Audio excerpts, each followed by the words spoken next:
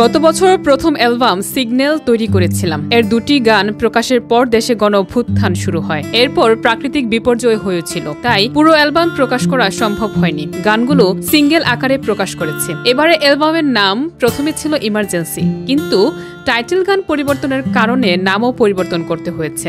চেয়েছি বাংলা নাম দিতে, যা সবার কাছে পরিচিত। সেখান থেকেই হাওয়াই মিঠাই রাখা, এমনটাই জানালেন বাংলা হিপ হপে নিজের খ্যাতি অর্জন করা সাইফ খান। নিজের চ্যানেল থেকে গান করেই ভক্তদের মন জয় করা সাইফ ওয়েব ছবি, ব্ল্যাক মানি এবং বড় পর্দার বরবাদ ও তাণ্ডবের মতো সুপারহিট ছবিতে গান করে ইতিমধ্যেই শ্রোতাদের মধ্যে জনপ্রিয়তা পেয়েছেন। এবার তিনি একক অ্যালবামের প্রথম গান হাওয়াই মিঠাই নিয়ে আসছেন, যা আগামী সপ্তাহে প্রকাশিত হবে।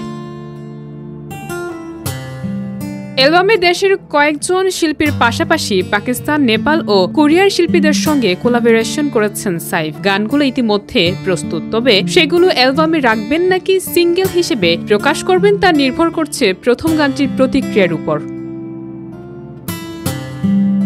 সাইফের এই নতুন একক অ্যালবাম তার সঙ্গীত জগতে নতুন অধ্যায়ের সূচনা করবে। হাওয়াই মিঠাই গানটি শুধুমাত্র সাইফের জনপ্রিয়তা বাড়াবে না, বরং ভক্তদের মধ্যে তার বহুমুখী প্রতিভার প্রতিফলনও ঘটাবে। বাংলা হিপ হপের সঙ্গে আন্তর্জাতিক শিল্পীদের কোলাবোরেশন গানটিকে দিয়েছে নতুন মাত্রা।